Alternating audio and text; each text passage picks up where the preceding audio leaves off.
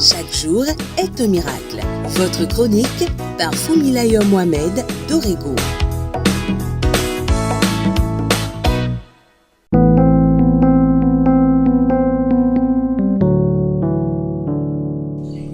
Un jour, j'ai ouvert les yeux dans les bras de quelqu'un. J'ai aperçu le sourire de ceux qui m'entouraient. Je ne savais pas grande chose. Puis j'ai vécu et grandi. Et Dieu m'a fait grâce de me retrouver dans la position de celui qui accueille désormais ce petit être dans mes bras. La première fois, j'ai ressenti une sensation unique, et c'est souvent le cas de la multitude. En observant de plus près, j'ai appris des leçons que je voudrais partager avec vous. Voici les leçons que la naissance m'a enseignées. J'ai vu que la naissance commence quand il y a une association de 2 personnes au moins, et parfois de plusieurs d'autres que sont des familles. J'ai remarqué que la naissance est le fruit d'une fusion. Sans fusion, il ne peut y avoir naissance. J'ai noté qu'après la fusion, il faut une fécondation, et qu'après la fécondation, il faut des étapes.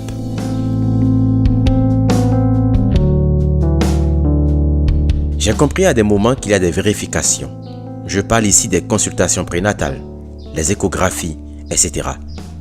J'ai vu combien les hommes prennent soin de suivre toutes ces étapes. On prépare chaque chose avec soin. On prépare le trousseau du nouveau venu. On anticipe en un mot sur la venue de l'enfant. J'ai observé que l'enfant naît dans la douleur, la souffrance et bien souvent dans des cris. J'ai vu combien les gens s'en inquiètent et sont souvent en prière pour que tout marche. Et quand l'enfant naît, les familles, les amis, les alliés accourent de toutes parts pour accueillir cet enfant et lui apporter les présents afin de soutenir les parents de ce nouveau venu.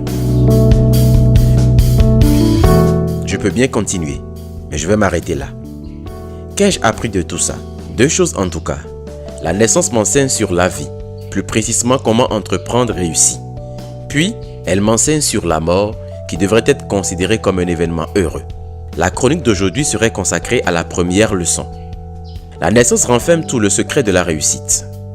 Quel que soit votre projet ou votre entreprise, et je ne parle pas ici uniquement d'une entité morale, vous pouvez réussir si vous savez respecter le processus de la naissance.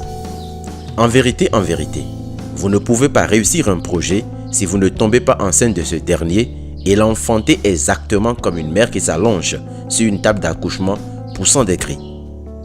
La naissance m'a enseigné que tout projet doit naître d'au moins 2 personnes qui doivent s'accorder, donc fusionner leurs énergies, leurs désirs, leurs ambitions. Il est bon d'avoir une idée, mais si au moins une personne ne croit en votre idée et l'accepte, jamais vous ne pourrez réussir dans la vie. Ensuite, il faut que cette union, cette fusion soit féconde. Elle doit inciter à l'action. Lorsque les actions sont posées, on doit y veiller, sonder, jauger et bien plus encore. Toutes ces balises permettront d'élaborer des prévisions exactement comme les parents qui préparent le trousseau de leurs enfants avec soin et détail. Pour qu'une entreprise prospère, elle a besoin de soutien dans son entourage. Les gens doivent s'inquiéter et œuvrer pour son succès. Et cela demande une méthodologie bien précise que j'aborderai dans les semaines à venir. Malheureusement, l'accompagnement spirituel et mental est ce qui manque. C'est l'une des principales raisons pour laquelle les entreprises échouent chez nous. Au lieu d'encourager, on décourage et on tue l'œuf dans le ventre de la mère. Dans les difficultés, l'entreprise naîtra et parviendra à manifester son projet. Et pour que ce projet vive, il a besoin que les familles, les amis, les alliés, les voisins apportent de leur présent, c'est-à-dire acheter ou participer au capital pour soutenir et accompagner le nouveau bébé. On ne vient pas voir le bébé pour espérer partir avec de l'argent, mais au contraire, pour en donner. De même, la tradition encourage qu'on partage un pot quand on vient voir ce bébé, ce qui correspond à des stratégies à l'interne de cette entreprise. Je ne vais pas tout dire dans cette chronique, car j'en ferai une autre pour ressortir clairement les différentes étapes dans la mise en place d'une entreprise et plus tard, comment réussir à démarrer une entreprise à 0 francs. Retenez que vous pouvez réussir toutes vos entreprises si vous les voyez et les présentez comme un enfant qui doit naître. Bonne méditation, bonne journée et à demain. Merci de contacter le numéro +229 66 92 09 09 pour participer au groupe restreint de discussion ou pour rejoindre la liste de diffusion. Chaque jour est un miracle. Votre chronique par Fumilayo Mohamed d'Orego.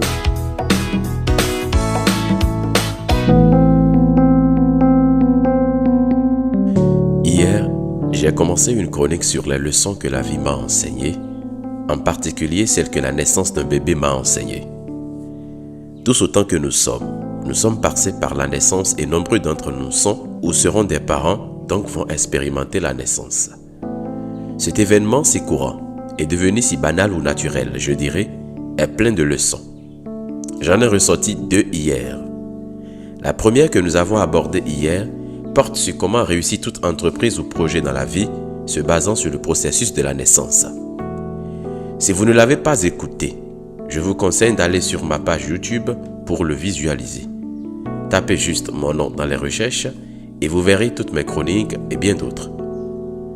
Mais en résumé, gardez qu'il serait facile de réussir une entreprise si cette dernière est considérée comme un bébé qui doit naître. Comme l'a dit un respecté frère et ami hier, l'entreprise doit être considérée comme un être qui naît, grandit, vieillit et peut mourir. Le guide et les formations sur l'entrepreneuriat viendront vous donner plus de détails. Ce matin, je voudrais m'appesantir sur la seconde leçon, celle qui devrait nous amener à considérer la mort comme un événement heureux et non malheureux. Elle est un peu difficile à cerner car la mort a toujours été vue comme négative et désastreuse. Pourtant, nous y passerons tous, tôt ou tard. Ce que j'ai compris en méditant sur la naissance, c'est que la mort est une forme nouvelle de naissance. Et de la même manière on prépare une naissance dans le monde physique, de la même manière on doit préparer notre naissance ou celle de nos proches qui sont en phase terminale dans le monde invisible. La mort ne veut pas dire qu'il n'y a plus de vie, mais elle veut juste symboliser qu'il y a un changement d'environnement. Il y a un adage africain qui dit que les morts ne sont pas morts, mais qu'ils sont juste à côté. Sûrement dans un monde invisible et imperceptible à l'œil humain. Et les différentes religions l'enseignent si bien. Nous mourrons donc sur terre, mais nous naissons ailleurs, dans l'au-delà. Cette naissance devrait donc être préparée, car de notre préparation dépendra la famille qui nous accueillera dans l'au-delà. Serait-ce celle du paradis ou celle de l'enfer? Celui qui vit conformément au bien se verra au paradis, et celui qui choisit de vivre sans faire le bien se retrouvera de l'autre côté. De toutes les façons, il y aura de la joie, soit au paradis, soit aux enfers. Faites donc un choix conséquent. Chacun de vous est assez mature pour comprendre et faire la différence à ce niveau. Je ne voudrais donc pas donner de détails. Vivez tous les jours comme vous souhaitez naître dans l'au-delà. Même si nul ne sait le jour ni l'heure, la manière de vivre au jour le jour est largement suffisante pour faire son choix. Je vous conseille néanmoins, vivement, de vous assurer d'être accueillis au paradis. Aimez donc le bien, vivez selon le bien et pratiquez le bien, même si ce n'est pas facile. Agréable journée et à demain.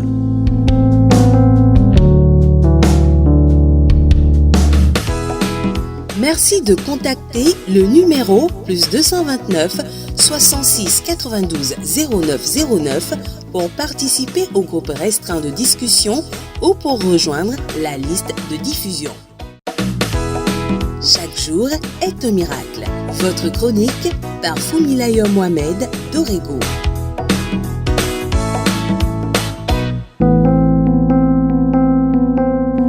Sur la terre des hommes, j'ai été manifesté. J'y ai vécu et aujourd'hui j'ai grandi. J'ai souvent croisé sur mon chemin des personnes étranges dont personne ne se souciait vraiment. Elles sont souvent crottées, mal vêtues, les cheveux ébouriffés, parfois nus, déambulant dans les rues, jugées de déréglées car bien souvent, ce qui sort de leur bouche semble n'avoir aucun sens. Elles marchent souvent seules, rarement à deux. Parlant tout seuls, peu importe qu'on les écoute ou non, qu'on les comprenne ou non, qu'on les accepte ou non. Leur comportement révèle du non-sens. C'est ce que je croyais, jusqu'au moment où un ami et frère m'a ouvert les yeux sur notre manque d'attention à leur égard. Alors, j'ai pris ma loupe d'observateur et tel un docteur, je me suis mis à mon exercice préféré, la méditation. Ces personnes dont j'ai parlé plus haut sont celles que nous appelons communément des fous. Les fous, nous en voyons tous les jours et je suis sûr que vous en avez déjà rencontré. mais prenez-vous le temps de faire attention à ces personnes qui semblent malades et incohérentes. Pourtant, elles nous donnent des leçons existentielles qui peuvent radicalement changer notre existence, toute notre existence. J'ai observé le fou et j'ai appris des leçons magnifiques et c'est ce que je voudrais partager avec vous ce matin. Si vous n'avez jamais écouté mes chroniques, vous devez écouter celle-là jusqu'à la fin. Si vous n'avez jamais partagé mes chroniques, vous devez le faire aujourd'hui, car ce message vous sauvera et sauvera des vies autour de vous. Le message que je partage avec vous aujourd'hui est tellement simple, mais capital, car il est la clé même d'une existence épanouie. Et je pourrais écrire tout un livre sur ce message. Peut-être que j'en ferai.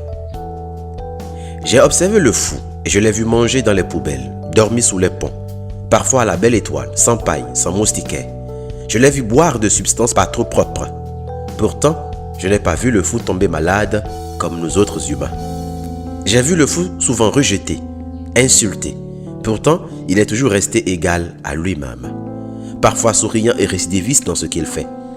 J'ai vu le fou dire ce qu'il pense, sans gants et en toute liberté. J'ai vu le fou dire beaucoup de vérités, mais jamais de mensonges. Tant de choses que j'ai vu le fou faire que je ne peux citer ici, au risque de trop rallonger cette chronique. Il y a des choses que je n'ai pas encore comprises, et sûrement j'en parlerai plus tard. Mais ce qui m'a frappé en premier, c'est sa santé robuste.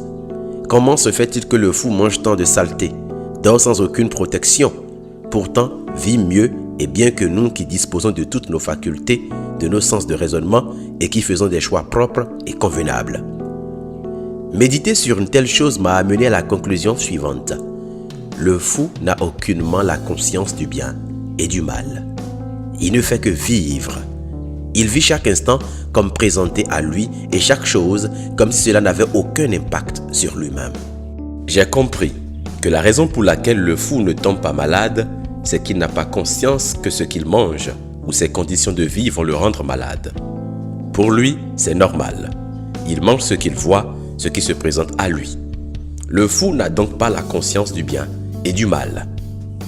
La conscience ou encore la connaissance du bien et du mal, ces expressions ne vous disent-ils pas quelque chose? C'est en effet l'arbre dont Dieu a interdit la consommation de ses fruits à la création du monde. Dieu a clairement dit, vous n'en mangerez point. Mais les deux autres, à savoir l'arbre qui produit des fruits normaux, donc la nourriture, et celui qui produit la vie, nous pouvons en manger. Or, si nous mangeons l'arbre de la connaissance du bien et du mal, nous mourrons. Et vous savez ce que veut dire l'expression « nous mourrons ».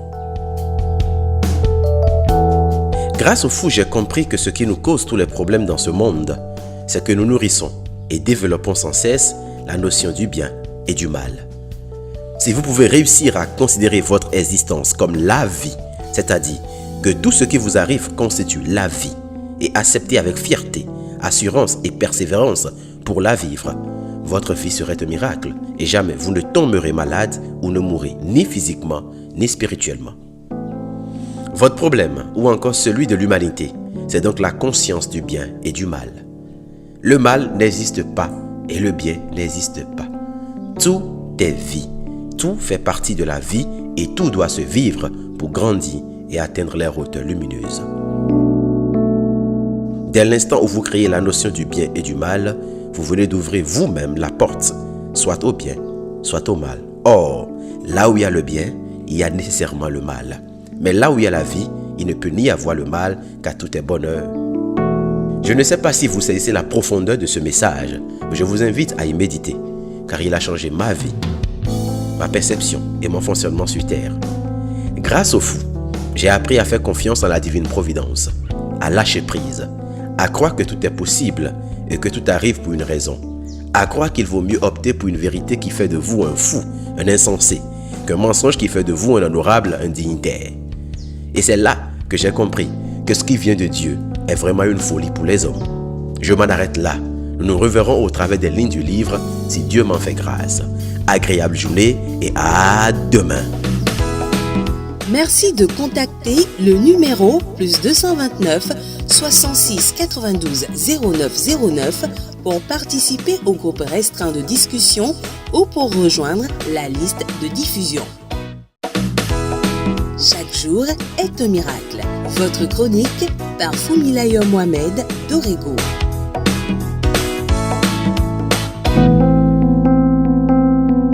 Une chaise, un peu d'eau et un peu de calmant me suffisent pour observer et méditer sur la vie. La vie m'a enseigné beaucoup de choses. J'ai compris en regardant que le Créateur a mis dans chaque chose qui nous entoure des clés pour mieux comprendre notre existence et surtout pour réussir notre pèlerinage dans ce bas monde. Après tout n'est-il pas le fruit de la parole? J'ai vu et lu des choses qui m'ont édifié et enseigné. J'ai lu par exemple que les buffles tuent à peine 7 personnes chaque année. Les lions tuent environ 300 personnes chaque année. Les hippopotames tuent à peu près 500 personnes chaque année. Les araignées tuent près de 2000 personnes chaque année. Les scorpions tuent plus de 5000 personnes chaque année. Les serpents tuent 10 000 personnes chaque année. Et puis, curieusement, les moustiques tuent plus de 2 500 000 de personnes chaque année. J'ai compris que ce sont les plus petits qui sont dangereux. Face à ce qui peut vous tuer, ce sont les plus petits qu'il faut craindre. Ce ne sont pas nos dirigeants qui vont créer la guerre, mais ce sont les petites paroles et insultes que nous alimentons tous les jours. Ce ne sont pas les gros péchés qui nous tuent, mais bien au contraire, les plus petits. Ce qui est fréquent et insignifiant tue plus vite. Le commérage et les petits mensonges sont plus fréquents et plus mortels. J'ai compris aussi qu'il faut faire attention aux détails, car ce sont eux qui font toute la différence. Si vous les négligez, vous tomberez facilement. Faites attention aux petites compromissions que vous faites tous les jours. Ce sont elles qui vous feront dégringoler. J'ai observé les gens qui réussissent et j'ai vu qu'ils ont souvent 2 choses en commun, le sourire et le silence. J'ai compris que le sourire peut résoudre leurs problèmes, tandis que le silence peut leur en éviter. Si vous voulez réussir, faites comme eux. J'ai vu le sucre et le sel mélangés, mais curieusement, les fourmis ont rejeté le sel et n'emportent que le sucre. Comme ces fourmis, j'ai compris que nous avons le pouvoir de choisir les bonnes personnes dans notre vie afin de rendre notre existence meilleure et plus douce. Faites donc le bon choix. J'ai observé les arbres et j'ai vu qu'aucun d'eux ne change de racines. Ils changent souvent de feuilles, de fruits selon la saison, mais jamais ils ne changent leurs racines. J'ai vu que la qualité des feuilles, des fruits ainsi que la résistance de l'arbre est souvent fonction de la qualité de la racine qui est dans le sol. Cela m'a enseigné que si je ne réussis pas à donner de meilleurs fruits dans la vie et autour de moi, c'est ma façon de faire que je dois revoir et non mon Créateur. Soyez enracinés en Dieu et vous donnerez de meilleurs résultats, de meilleurs feuillages et de fruits agréables pour le bien de l'humanité. Ouvrez grand vos yeux et observez la vie. Elle vous enseignera aussi des leçons pour votre bien. Elle n'attend qu'on lui pose des questions. Agréable journée, bon week-end à vous et à lundi. Merci de contacter le numéro +229 66 92 09 09 pour participer au groupe restreint de discussion ou pour rejoindre la liste de diffusion. Chaque jour est un miracle. Votre chronique par Funmilayo Mohamed d'Orego.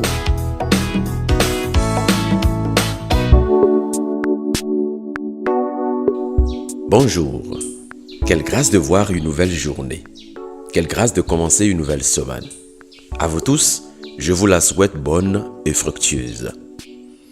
La semaine écoulée, nous avons ensemble découvert les leçons que la vie peut nous enseigner en regardant attentivement les événements qui nous entourent ou qui se présentent à nous. Aussi banal que cela puisse paraître, nous pourrons y apprendre de profondes leçons. Et peut-être que vous en avez appris vous aussi. Pourquoi ne pas donc les partager avec moi?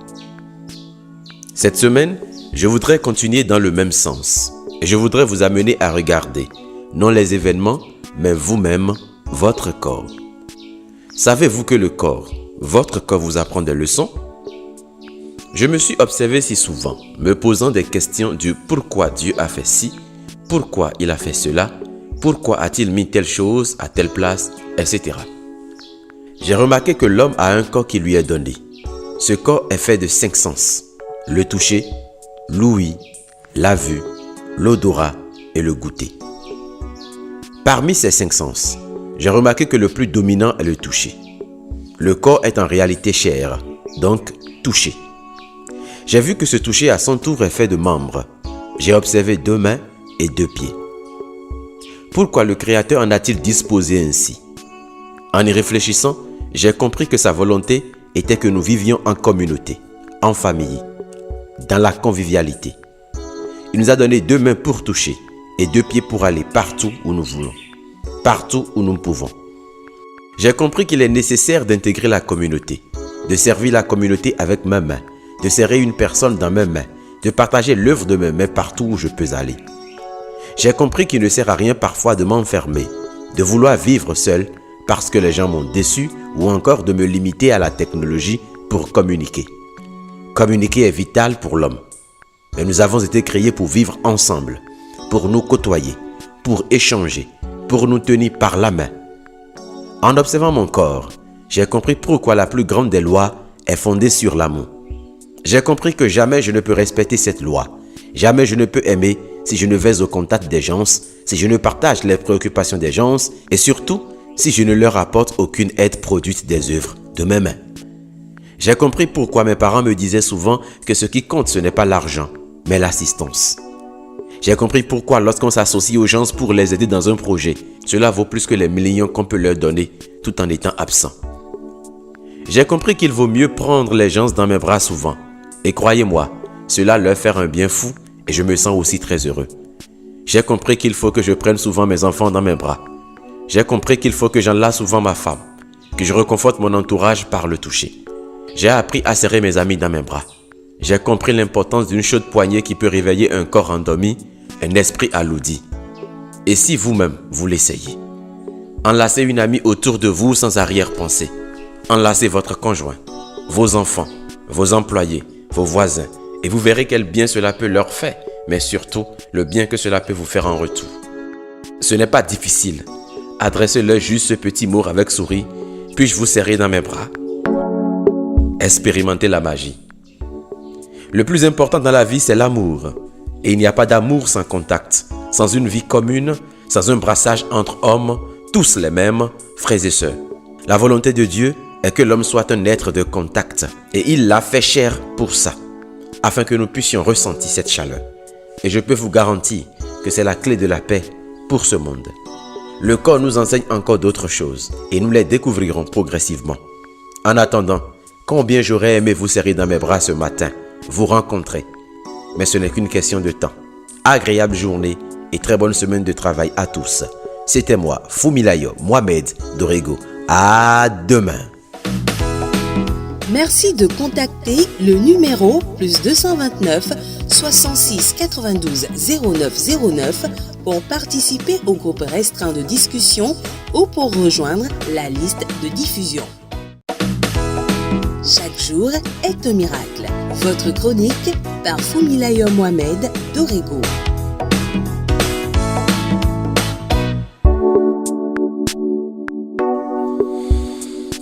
Bonjour encore chez vous ce matin. Nous continuons ensemble sur les leçons que la vie peut nous enseigner. En observant ce qui nous entoure, ce que nous sommes, notre composition, nous pouvons apprendre assez de choses sur le fonctionnement de la vie. C'est ce que je partage avec vous depuis la semaine dernière.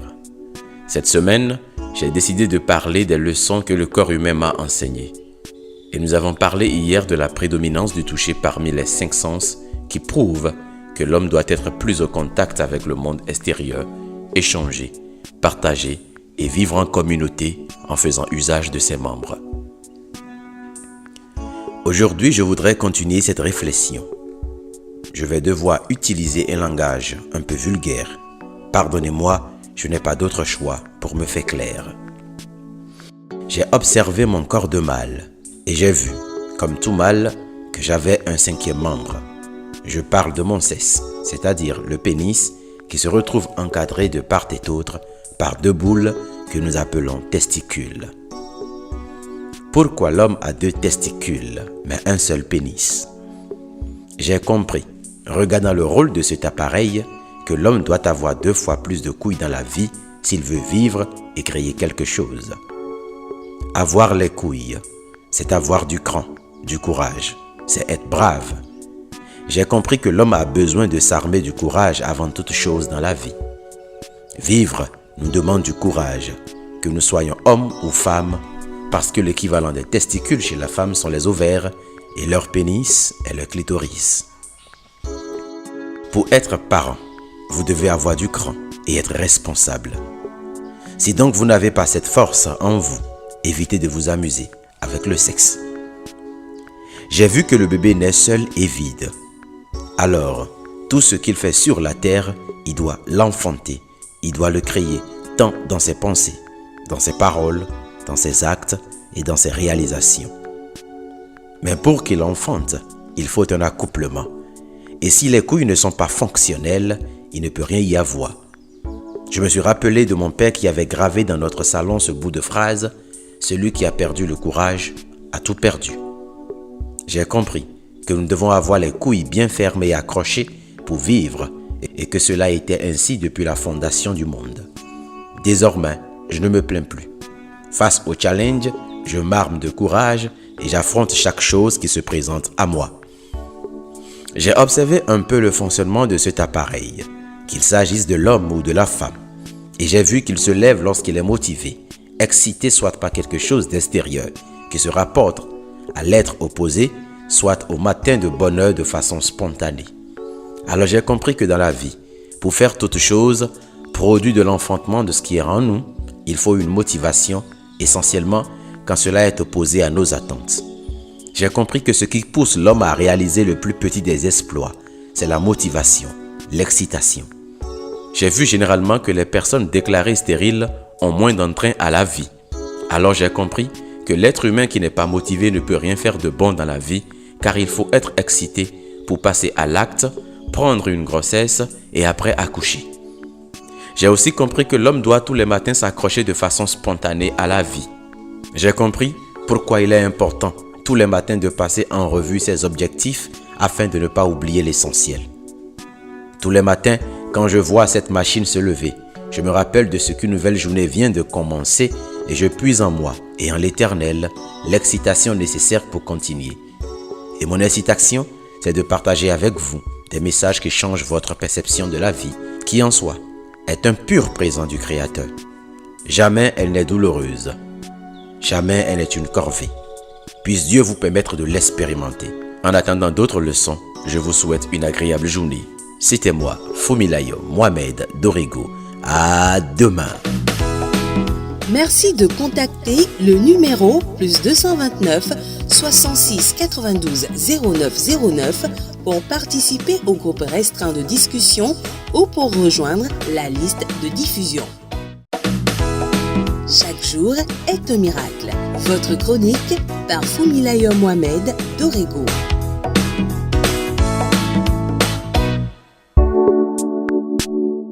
J'ai observé le corps humain et j'ai tiré quelques leçons que je voudrais partager encore avec vous. Après avoir parlé du toucher dans mes précédentes chroniques, focalisons-nous à présent sur les 4 autres sens qui se trouvent tous disposés sur la tête. J'ai remarqué que les orifices de l'ouïe, de l'odorat, de la vue et du goût sont tous attachés à la tête. Alors, je me suis dit certainement que la tête devrait être quelque chose de très importante. Quand j'ai cherché à en comprendre le sens, j'ai compris que la tête, c'est ce qui dirige, ce qui montre la direction. Si vous êtes malade dans votre tête, tout votre corps est en difficulté. La tête, c'est ce qui donne une première image de vous. La tête, c'est là où se trouvent vos facultés de raisonnement, d'analyse et d'intuition. Ainsi donc, quand vous êtes une tête vide, on le saura. Si vous êtes une tête pleine et bien faite, on le saura aussi. Si vous avez une bonne mine, on peut le décoder rien qu'en regardant votre tête. De même, si vous êtes sincère, votre tête peut le révéler. J'ai compris alors que ce qui compte pour réussir, c'est de bâtir sa tête, car c'est la tête qui nourrit tout l'être, y compris l'esprit. J'ai compris que l'homme doit faire attention à l'image que sa tête projette, car ce que vous manifestez dans la vie est le schéma de ce qui est dans votre tête. Alors moi, j'ai bâti la mienne. Je fais attention à ce qui entre dans ma tête. Je veille sur mes yeux, je veille sur mes oreilles. Je fais attention à tout parfum auquel je m'expose et de surcroît à tout, je fais attention non seulement à ce qui entre dans ma bouche, mais plus encore à ce qui sort de ma bouche. Veillez à avoir et à être une tête bien faite, car c'est ce qu'il faut pour vivre dans ce monde de plus en plus désaxé. Mais j'ai poursuivi plus loin mon observation. J'ai vu que l'homme avait 2 yeux, 2 oreilles, 2 narines et une seule bouche. Je me suis dit que cela ne peut être un hasard du Créateur. J'ai assez de sens pour comprendre qu'il ne fait rien sans raison. Alors sans trop chercher loin, j'ai compris que l'homme doit faire 2 fois plus usage de ses yeux, de ses oreilles et de ses narines que de sa bouche. J'ai compris qu'il est nécessaire d'aller au-delà du regard pour observer, ne pas s'arrêter à entendre, mais plutôt à écouter, et de ne pas se limiter à sentir, mais aussi à discerner. J'ai compris que l'homme doit parler peu, car certainement, la parole devait être soit peu importante, soit sacrée. Et quand je me confronte avec les Saintes Écritures, nous savons tous que la parole est importante. J'ai alors compris que la parole est sacrée et qu'il faut veiller sur sa bouche. L'homme doit faire usage de sa bouche en dernière position, car ce qu'il sort a un caractère sacré. Je me suis alors rappelé du sage qui a dit que la vie et la mort sont au pouvoir de la langue. Alors, j'ai appris à garder ma langue, à l'utiliser convenablement afin de crier la vie et non la mort. Puis je suis tombé sur cette sagesse secrète qui m'a enseigné que la parole ne devrait être utilisée que pour 3 choses: guérir, bénir ou prospérer. Alors, je l'utilise souvent, désormais, pour vous guérir, vous bénir et surtout, vous faire prospérer. J'espère que cette chronique aurait accompli cette mission. Des leçons en observant notre corps et notre entourage, nous pouvons en avoir assez. Et je peux continuer qu'à chaque jour, je fais 2 fois plus usage de mes yeux, de mes oreilles, de mes narines que de ma bouche. Vous retrouverez ces leçons bientôt dans mon ouvrage « Les leçons que la vie m'a enseignées ». À demain pour d'autres leçons, si Dieu nous prête vie. Agréable journée à vous. Merci de contacter le numéro +229 66 92 09 09 pour participer au groupe restreint de discussion ou pour rejoindre la liste de diffusion. Chaque jour est un miracle. Votre chronique par Fumilayo Mohamed d'Orego.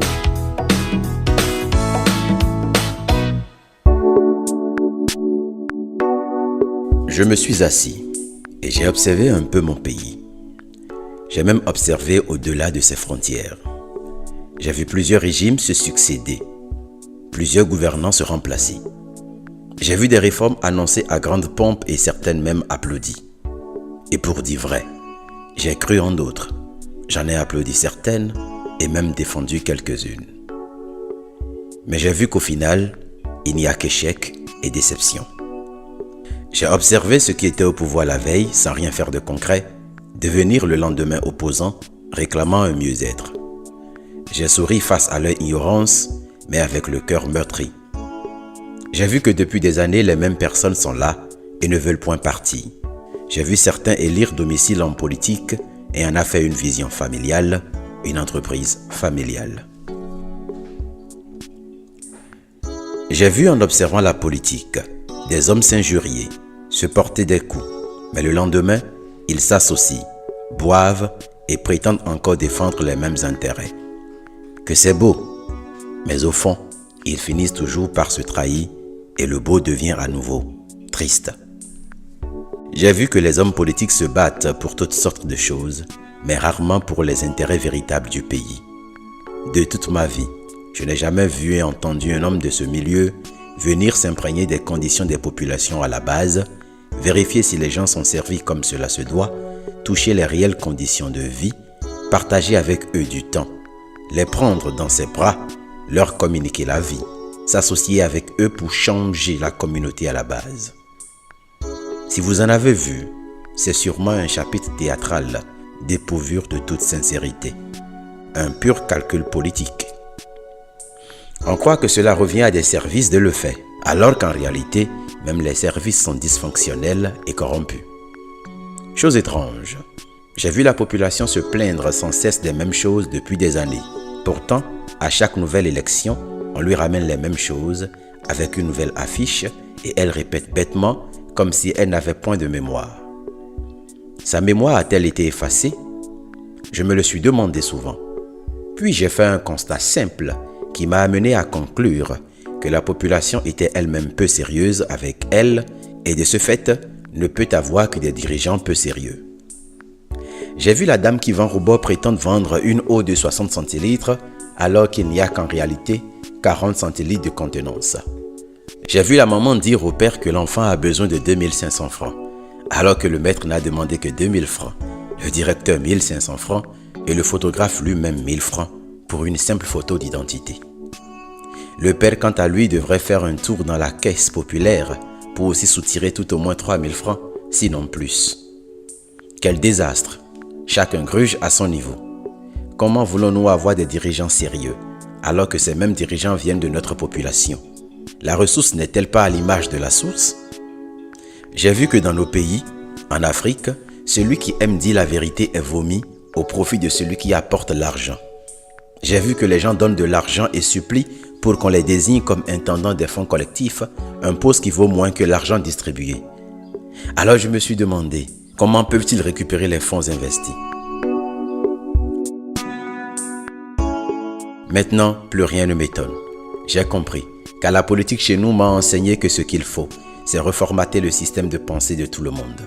J'ai compris qu'il nous faut tous devenir des Christ, c'est-à-dire des citoyens honorables, responsables, intègres, solidaires et travailleurs. Sans ce préalable, jamais nous ne connaîtrons de véritables changements. Si chaque personne dans son domaine, à son niveau, ne change sa perception et son attitude en faveur du développement, alors nos pays n'iront nulle part.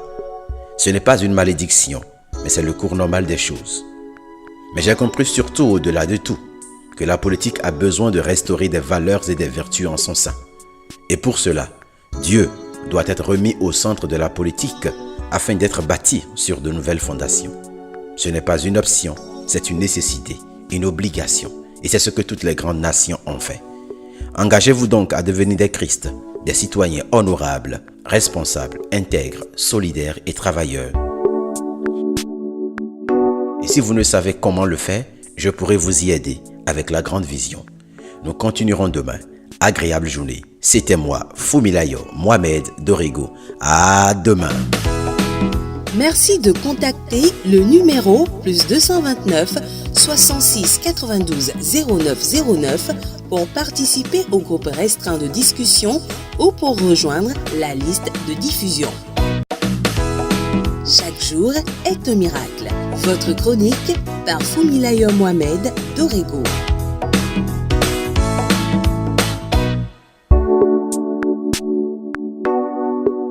Il y a un peu plus d'un mois, j'ai été nominé pour recevoir des trophées dans 2 catégories différentes. Pour remporter ces trophées, il y avait quelques conditions à remplir dont la plus importante était le vote du public. Si vous avez bonne mémoire, j'ai exhorté tous mes followers à voter pour moi. Et par la grâce de Dieu, j'ai pu remporter au moins un trophée alors que j'étais convaincu que je prendrais les 2. Une fois encore, je vous en remercie. Mais que s'est-il donc passé pour que je me retrouve avec 1 au lieu de 2 trophées? Certains me l'ont demandé parce qu'ils étaient aussi surpris. Je voudrais vous répondre ce matin que je devais apprendre une leçon. Ce matin, je partage avec vous les leçons que les Oscars pour réussir m'ont enseignées. Tout d'abord, j'ai une pensée pour le couple pastoral Emion et Edgar Gidibi, qui ont eu cette belle et noble initiative. Que Dieu les bénisse et les élève davantage. Je bénis leur vie, car la vie les a utilisés pour me donner une des plus grandes leçons de ma vie. Raconter toute l'histoire des Oscars ferait rallonger ma chronique. Vous verrez toute l'histoire dans mon prochain livre, Les leçons que la vie m'a enseignées. Je ferai donc un très court résumé. Il y avait en effet une faille dans le système qui permettait d'obtenir plusieurs votes. Je l'ai découvert, mais j'ai refusé de l'exploiter à cause de mes principes et valeurs auxquels je tenais. Une semaine plus tôt, j'étais engagé dans une histoire de démocratie à la base où il fallait que les unes tranchent. Mes challengers ont utilisé toutes sortes de stratégies classiques et connues que je déplorais. Pour un poste où on ne gagnait rien, ils avaient investi de l'argent, organisé des caravanes, faire des affiches écorlées avec des discours pompeux et flatteurs. Moi, je n'ai rien fait, parce que tout cela était contraire à mes principes et valeurs. Résultat, j'ai perdu ce poste où j'avais l'assurance de changer les choses et de faire naître une révolution qui allait peut-être changer tout le pays. Et la même chose s'apprêtait à m'arriver encore pour les Oscars PR, jusqu'à ce que mes yeux s'ouvrent sur la réalité grâce à une phrase simple. S'il y a une faille dans le système, cela veut dire que tout le monde peut l'utiliser. Ce n'est qu'après qu'on peut corriger et rendre les choses parfaites pour les fois à venir. Quand j'ai entendu cette phrase, je me suis repris et j'ai pris le contrôle des choses. Et c'est à 2 heures de la clôture des votes que j'ai parlé avec mes anciens élèves, les personnes qui voulaient m'aider et qui étaient prêtes pour me faire avancer dans le vote. Je leur ai expliqué la faille du système et en l'espace de 2 heures, de manière stratégique, nous avons battu le premier challenger en créant à notre tour un écart plus que raisonnable. Alors j'ai pris du recul pour analyser tout cela. J'ai compris quelques leçons que je voudrais aujourd'hui partager avec vous. Des leçons qui viennent compléter celles d'hier sur la politique. Nous refusons par crainte de souiller notre âme, de nous investir en politique. Nous refusons de prendre le pouvoir et d'agir dans notre société parce que nous pensons que le système est pourri. Nous refusons de nous salir les mains avec des menteurs, des roublards, parce que nous avons la crainte de Dieu. Tout cela est bien. Et pour dire vrai, je fais partie des personnes qui pensent ainsi, sauf que j'ai compris que notre silence est la véritable raison pour laquelle nos sociétés se dégradent de jour en jour et que les difficultés s'accroissent. Ne pensez-vous pas que quelqu'un qui a la crainte de Dieu et qui est investi de sagesse et d'intelligence divine peut apporter plus de paix et un mieux-être qu'un arriviste dont le seul but est de s'enrichir ou d'enrichir sa famille et les siens? Et si oui, comment faire pour que de telles personnes soient davantage présentes dans les instances de décision afin de changer le système progressivement alors qu'elles ont peur de se salir leurs mains? Les Oscars m'ont donné des réponses. Tout d'abord, j'ai compris que tout système, malgré la bonne foi des personnes qui le dirigent, aura toujours une faille, car l'homme n'est pas Dieu pour s'accorder à la perfection. D'où nous devons mettre Dieu au cœur du système et faire de notre mieux pour l'honorer. Les gens font de leur mieux en fonction de leurs moyens. J'ai aussi compris que quelles que soient nos valeurs, nos principes, nos approches, aussi longtemps que nous n'aurons pas l'opportunité de les faire valoir, cela reste sans grand impact et inconnu. Or, pour les faire valoir, il faut avoir la chance d'abord d'être au cœur du système. Et pour être au cœur du système, il faut d'abord utiliser les voies actuelles du système pour y arriver. C'est une fois au cœur du système qu'on peut changer les choses et installer un nouveau système et corriger la faille. Les Oscars PR m'ont enseigné qu'une fois que les failles existent et sont connues de tout le monde, des failles qui ne sont pas interdites par une loi, alors qu'elles soient conformes à nos valeurs ou pas, nous pouvons et devons l'exploiter pour arriver à nos fins. C'est une fois au cœur du système, à la bonne place, que nous pouvons interdire ou supprimer ces failles. Si donc vous me suivez aujourd'hui, vous qui pensez que vous êtes trop saint pour vous engager dans la politique, vous qui pensez que votre place n'y est pas, alors qu'on ne cesse de vous proposer des postes, et je parle aux serviteurs de Dieu, toutes religions confondues également, sachez que vous êtes orgueilleux. Vous devez venir changer les choses pour donner espoir que c'est possible. Les gens souffrent, désespèrent de jour en jour parce qu'ils ne voient aucun signe de changement. Soyez cet espoir. Par votre gestion, vous pouvez annoncer la bonne nouvelle dans la société, encourager les gens à plus de dévouement, d'engagement, au sérieux, au travail bien fait, à la fidélité, à l'honnêteté au service, à la protection du bien commun et à la sauvegarde de l'héritage divin qui est la terre. Ne pensez pas que vous allez laisser les gens vivre l'enfer sur terre pour aller vivre vous-même le paradis dans les cieux. Vous serez surpris. À bon entendeur, salut. C'était moi, Fumilayo Mohamed Dorego. À lundi. Merci de contacter le numéro +229 66 92 09 09 pour participer au groupe restreint de discussion ou pour rejoindre la liste de diffusion.